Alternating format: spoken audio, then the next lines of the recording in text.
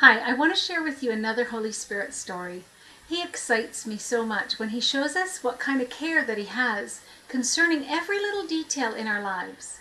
And if you don't believe that he does, I pray that he makes himself revealed to you so you can see how he operates and moves in your life, showing you care daily. I was visiting a friend once whose husband had died a few years ago, prior to my visit. And as we were conversing and sharing a meal, I noticed some vapors, white, clear vapors, sort of like a little fog, something like maybe a large cigarette smoke trail, floating along the living room floor as we were talking. And I said, I think the Holy Spirit is here, and I think he's trying to say something to you.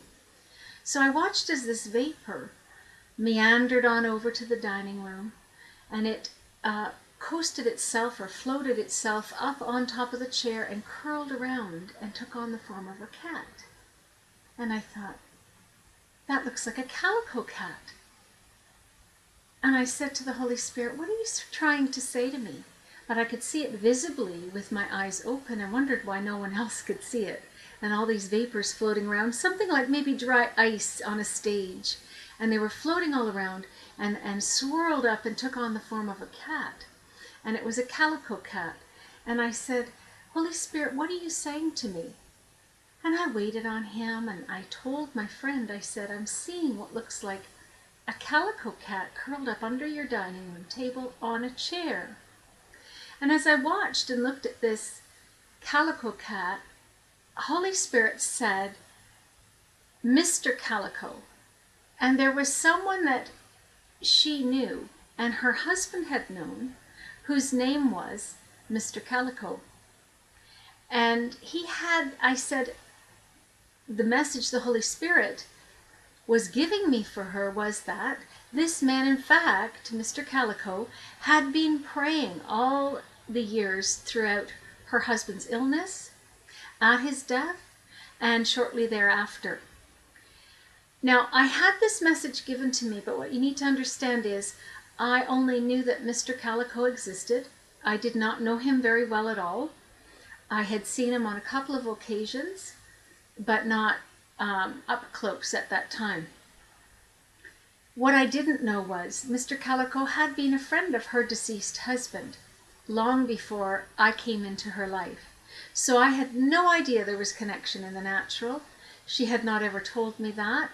And once I saw this cat all curled up on this dining room chair under the table, and the Holy Spirit spoke to me, he said this, tell her that Mr. Calico has been praying since the time of her husband's death, and I'm going to bring to fruition all those prayers that he sent up all these years.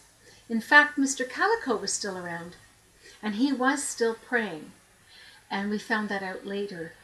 Another factor that's really interesting is in the book of Revelation, our prayers are likened to incense burning up and reaching the nostrils of Christ in heavenly realms. So I see this as his prayers like a vapor, like an incense, and they were pleasing to God, praying over this widow and her family.